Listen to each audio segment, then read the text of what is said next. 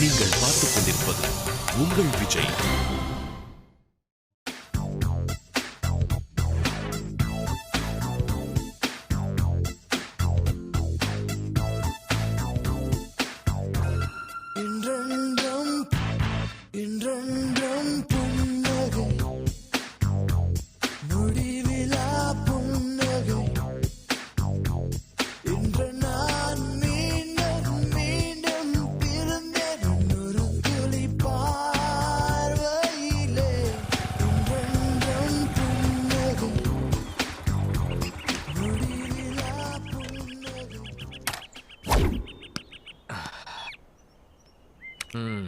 வா.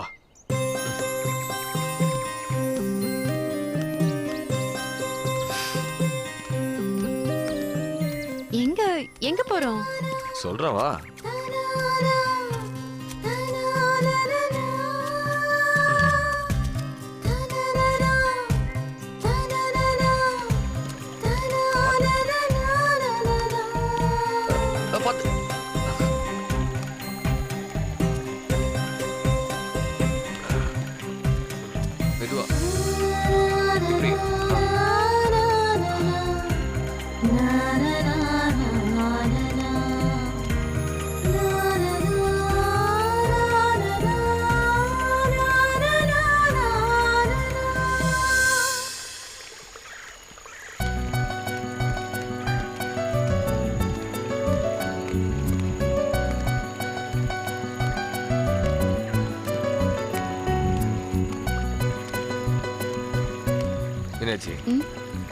இந்த இடம் எப்படி? அழகா இருக்கு, ஆனா கொஞ்சம் டெரராவும் இருக்கு. இங்க எதுக்கு வந்திருக்கோம்? நாம ரெண்டு பேரும் உலகத்துடைய முதல் காதலர்கள் ஆதாம் ஏவாளா மாற போறோம். டேய், ஏதாவது விவகாரமா சொன்ன மரத்தை புடிங்கி உன்னை அடிச்சிருவேன். ஏய், ரவுடி மாதிரி பேசாதீ. உன்னை என்னன்னா ஆதாம் ஏவாள் மாதிரி இலையில செஞ்ச ட்ரெஸ்ஸையா போட சொல்றேன். நாம ரெண்டு பேரும் இந்த உலகத்துடைய பரபரப்புல இருந்து விலகி செயற்கையான எந்த சத்தமும் இல்லாம காட்டுக்குள்ள போறோம். அங்க போன் கிடையாது, ஆபீஸ்ல இருந்து நம்மள யாரும் தொந்தரவு பண்ண மாட்டாங்க. இங்க நீ, நான், லட்சக்கணக்கான மரங்கள், ஆயிரக்கணக்கான பறவைகள், கணக்கே சொல்ல முடியாத காற்று, கண்ணுக்கு தெரியாத சின்ன சின்ன பூச்சி கூட்டம்.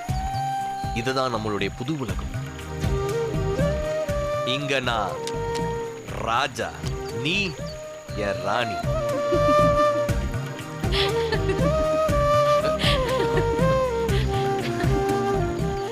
மகாராணி அவர்களே, உங்களை கண்டதில் பெரும் மகிழ்ச்சி அடைகிறேன்.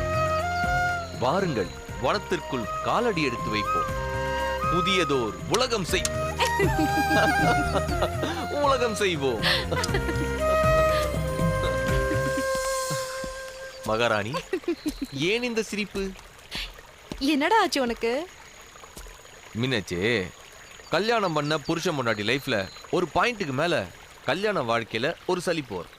மனசை விட்டு ரொம்ப தூரமா விலகி போற மாதிரி ஒரு எண்ணம் தோணும். அந்த சமயத்துல வீட்டுல புருஷன் பொண்டாட்டிக்குள்ள பேச்சு குறையும்.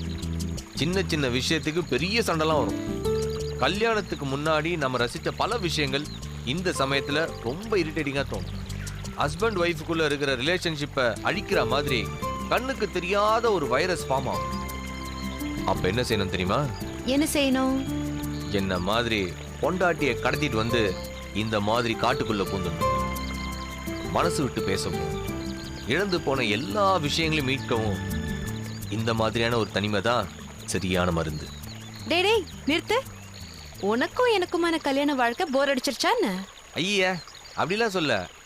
அந்த மாதிரி ஏதோ ஆவறதுக்கு முன்னாடி காட்டுக்குள்ள பூந்துறது நல்லது இல்லையா? வா மீனாட்சி, தேவையில்லாம எட்டரையை கூட்டாத. வாராய் நீ வாராய், போகும் இடம் வெகு தூரம் இல்லை, நீ வாராய். டேய், இப்பதான் ஒரு பாறையில இருந்து வழுக்கி விழுந்து தப்பிச்சிருக்கேன். திரும்பவும் இன்னொரு பாறையா? மீனாட்சி, உனக்கு என்ன நடந்தாலும் காப்பாத்துறதுக்கு மாமா இருக்கல்ல, அப்புறம் என்ன பயம்?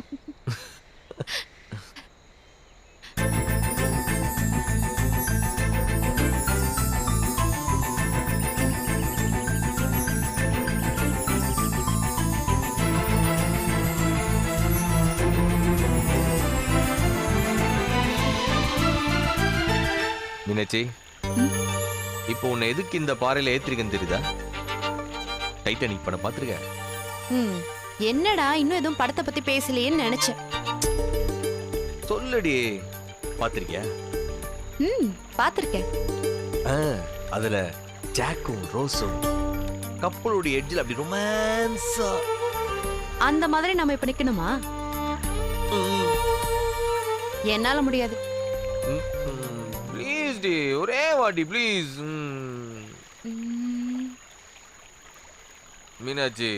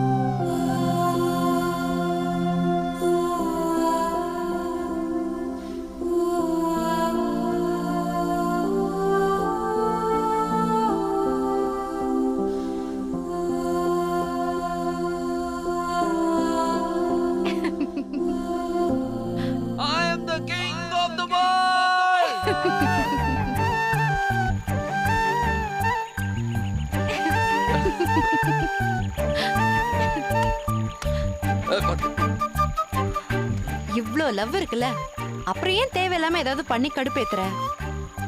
அதான் மீனாட்சி வாழ்க்கை. வாழ்க்கைன்னா பள்ளம் மேடு இன்பம் துன்பம் எல்லாம் தான் இருக்கும். உட்காரு.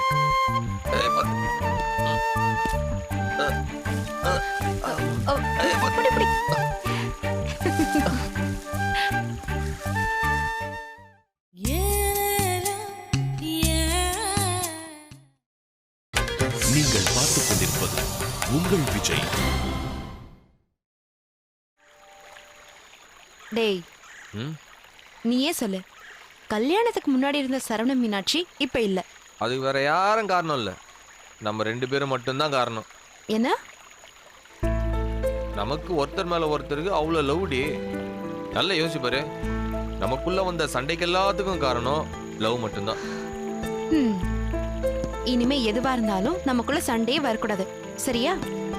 ஈயா, அந்த மாதிரி தான் நல்லா இருக்கும். சண்டை போட்டு போர் அடிக்கலையாடா உனக்கு? சரி சரி, இனிமேல் no fight, only love. Okay.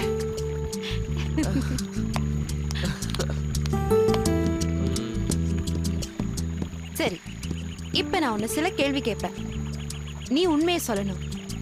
மவனை பொய் சொன்ன மேல இருந்து கீழே தள்ளி விட்டுருவேன். நீ என்ன கீழே தள்ளி விட்டுரு. சரி ஓகே, ஆனா அதே தான் உனக்கும். அது ஓகேவா? அப்ப கேள். இப்போ முதல் கேள்வி, என்ன முதல்ல ஸ்கூல்ல பார்த்தப்போ என்ன நினைச்ச? சும்மா கும்முன்னு ஒரு ஃபிகர் மாட்டிருக்கு, இவளை எப்படியாச்சும் கரெக்ட் பண்ணி கல்யாணம் பண்ணிக்கணும்னு. இப்ப நீ கேளு. Tough question. எப்பவுமே சேலை கட்டின்னு இருப்பிய, இப்ப எனக்காக சுடிதார்லாம் போட்டிருக்க. இதே மாதிரி விதவிதமான மிடிஸுகள் மினிஸுகள் ஷார்ட்ஸுகள் டிஷர்ட்ஸுகள் இதெல்லாம் போடணும்னு ஆசையா இருக்கா? இருக்கு, ஆனா அதெல்லாம் நம்ம ரூம்குள்ள மட்டும் உனக்காக மட்டும் போட்டு காட்டணும்னு ஆசை இருக்கு.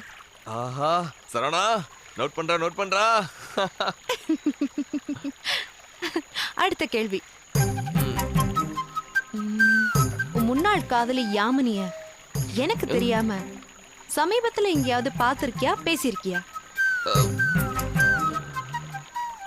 டேய் சொல்லுடா. மீனாட்சி, இந்த கேம் நல்ல வேலை மீனாட்சி, செம்ம போர் அடிக்குது. நானு டாடி மம்மின்னு ஒரு சூப்பர் கேம் இருக்கு, அது சொல்றேன். அது விளையாடலாம். சமாளிக்காத, உண்மையை சொல்லு, இல்ல அப்படியே தள்ளி விட்டுருவேன். சரி, இந்த கேள்வி மட்டும் பாஸ். ஓகே. அப்போ நீ மீட் பண்ணிருக்கல மீனாட்சி, இப்பதான் சண்டையை போடக்கூடாதுன்னு சொன்னா அதுக்குள்ள சண்டை போற. அப்போ நீ அழிகுனி ஆட்டாடுற, நீ ஏமாத்துற. போ போ.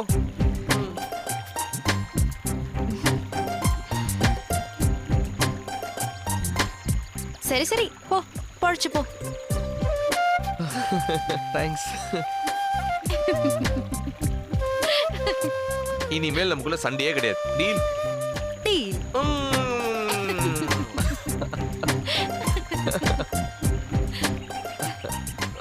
மினிச்சு அவங்க போற ஒரு சிங்கம் நம்பலையே.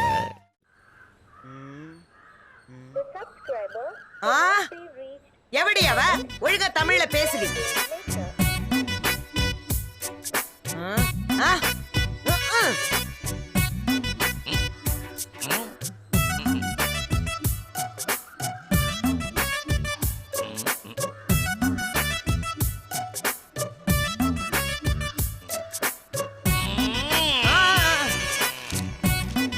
என்னம்மா பண்ணிட்டு இருக்க? ஏங்க என் போனுக்கு என்னமோ ஆயி போச்சுங்க, வேலையை செய்ய மாட்டேங்குதுங்க. என்னம்மா ஆச்சு? சிக்னலே கிடைக்க மாட்டேங்குதுங்க. நம்பர் நாட் ரீச்சபிள்னு சொல்லுதுங்க. என்னங்க சிரிக்கிறீங்க? The number you have dialed currently not reachable-னா நீ யாருக்கோ ஃபோன் பண்ற பத்தியா? அவங்க தான்மா ரீச் பண்ண முடியாதபடி எங்கேயோ இருக்கிறாங்கன்னு அர்த்தம். ஐயோ, என்னாச்சு? இந்த சரவண பையன் மீனாட்சியை கூட்டிட்டு சொல்லாம கொள்ளாம எங்கேயோ ஓடிட்டான்னு நினைக்கிறேங்க. ஏண்டா? நாம ஏற்காடுல இருந்து கிளம்பின நேரத்துல இருந்து அவன் போன் இப்படிதாங்க இருக்கு. இப்போ உனக்கு என்ன பிரச்சனை? ஏன் சரவணனுக்கும் மீனாட்சிக்கும் மாத்தி மாத்தி ஃபோன் பண்ணிட்டு இருக்க? என்னங்க இப்படி கேக்குறீங்க? என் புள்ள கிட்ட பேசணும்னு நினைக்கிறது தப்பா? தப்பு இல்லதான், ஆனா இப்போ உடனே பேச வேண்டிய அவசியம் எதுவும் இல்லையே. சாரதா, நல்லா யோசிச்சு பாரு. அவங்க கல்யாணம் முடிஞ்சதுக்கு அப்புறம் உங்க 2 பேரும் முதல் தடவையா இப்பதான் தனியா வெளியில இருக்கிறாங்க. இப்ப நம்ம செய்ய வேண்டியதெல்லாம் அவங்கள டிஸ்டர்ப் பண்ணாம அவங்களுக்கு ஃபுல் பிரைவேசி கொடுக்கறது மட்டும்தான். அவங்கள ஃப்ரீயா விடுமா, லெட் தம் என்ஜாய். அவங்கள ஏன் ஃபோன் பண்ணி தொந்தரவு செய்யணும்? என்ன சாரதா, நான் சொல்றது சரிதானே? ஏங்க அவங்களுக்கு தொல்லை கொடுக்கறதுக்கு தான் கால் பண்றேன்னு நினைக்கிறீங்களா? மொத தனியா விட்டு வந்திருக்கோம், காலை கெட்டு கிடக்குது. மருமகளும் காதலியோ கழுத்திலயோ நகை வேற போட்டிருக்கா. இவனும் கூறு இல்லாம விளையாட்ட ஏதோ செய்யறவன் தான். இவனும் தினம் காலையில சாயந்தரம் ஒரு போனை போட்டு நாங்க நல்லா இருக்கோம் பாதுகாப்பா இருக்கோம்னு சொல்லிட்டா வீட்டுல நாம நிம்மதியா இருக்கலாம் இல்லையா? அவங்கிட்ட பேச முடியாததுக்கு ஒவ்வொரு நிமிஷமும் நினைச்சா அவனுக்கு என்னாச்சோ ஏதாச்சோன்னு ஒரே டென்ஷனா இருக்குங்க. என்னங்க 35 வருஷமா உன் கூட குடும்பம் நடத்தி உன்னை முழுசா புரிஞ்சுக்கிட்டேன்னு நினைச்சேன்.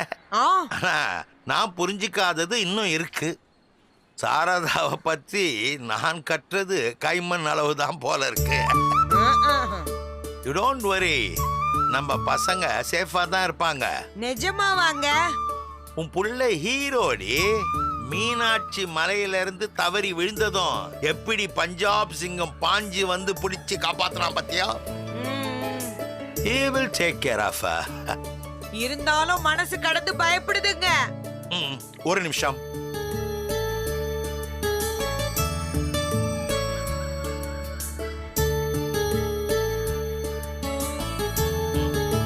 Hello golden resort.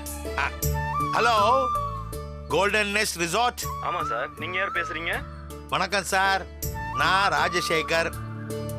இப்போ கூட டூர் வந்து தங்கி இருந்தோமே. ஆமா சார், சொல்லுங்க சார். Sir nothing sir. என் சன்னு சரவணனை கான்டாக்ட் பண்ண முடியல. அங்கே தானே இருக்காங்க சார். அவங்க காலையில பைக்ல கிளம்பி ட்ரெக்கிங் போனாங்க சார். ட்ரெக்கிங்கா? ஆமா ஓ, சார். தேங்க்யூ. அவன் வந்தா கொஞ்சம் கான்டாக்ட் கண்டிப்பா சொல்றேன் சார். தேங்க்யூ. அவங்க சேஃப், ஓகேவா? ட்ரக்கிங் நாங்க. சரவண ரசனக்கார காட்டுக்குள்ள அவன் இப்போ வேற மாதிரி வேற ரேஞ்சில இருப்பான். சந்தோஷமா இருந்தா சரிங்க. Let them be happy. பிறக்க போது அழகான பேபை.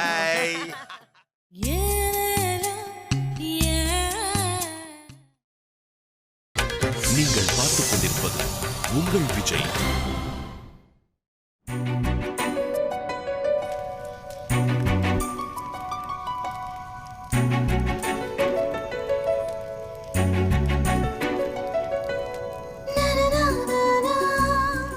மீனாட்சி,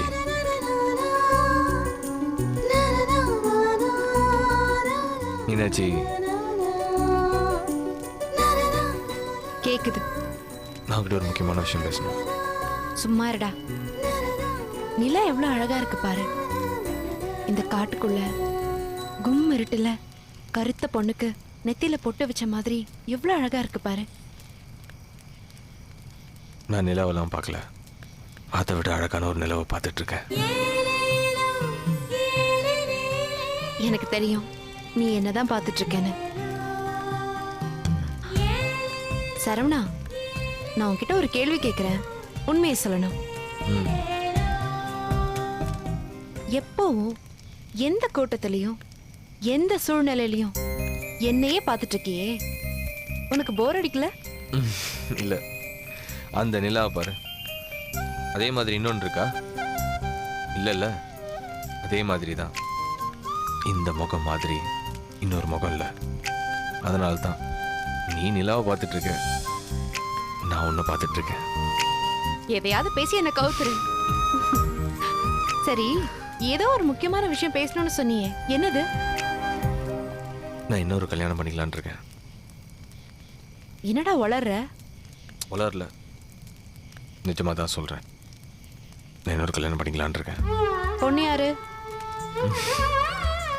நீதான். அதான் ஏற்கனவே கல்யாணமாயி வண்டி ஓடிட்டு இருக்கேன். மீனாட்சி, நம்ம ஏற்கனவே பண்ண கல்யாணம் மனுஷங்க உருவாக்குன சம்பிரதாயத்தின் அடிப்படையில சட்டத்துடைய விதிகளுக்கு உட்பட்டு நடந்த ஒரு சடங்கு.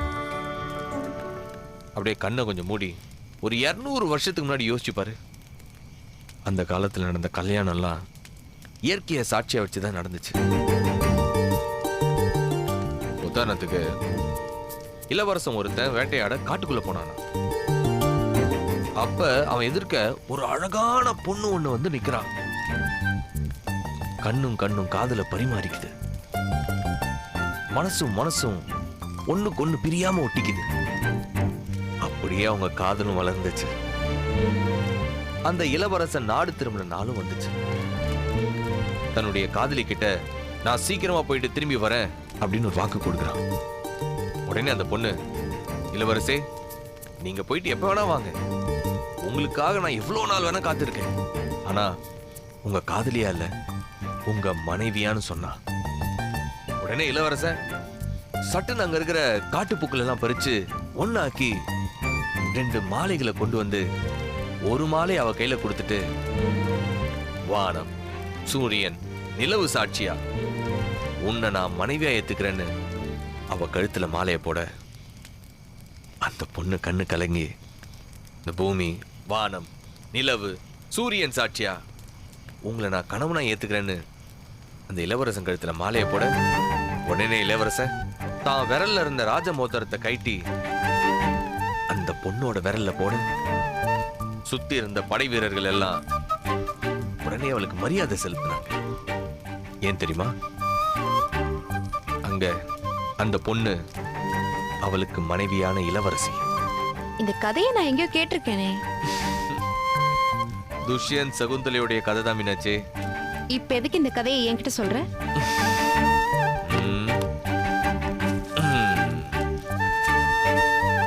நான் தான் துஷ்யந்தன், நீதான் என் சகுந்தலை. அந்த நிலவுடைய சாட்சியாக நான் உன்னை திருமணம் செய்து கொள்ளப் போகிறேன்.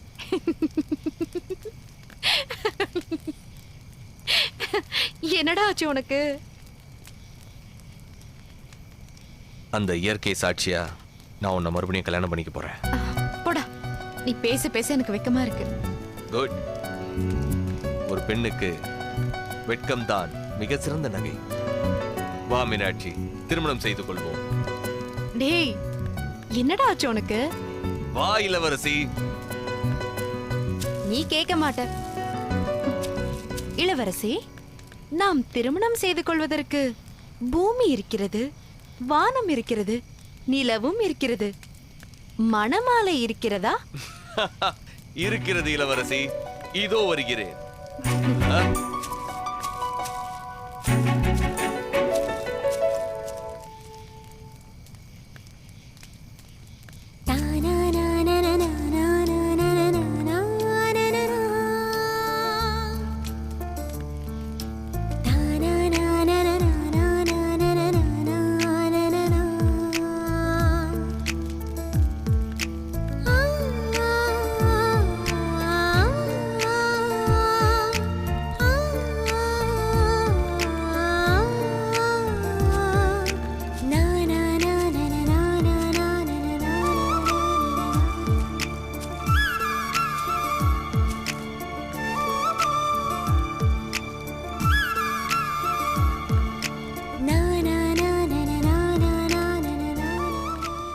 மீனாட்சி, அந்த நிலவு சாட்சியா இந்த அக்னி சாட்சியா நான் உன்னை மனைவியை ஏத்துக்கிறேன்.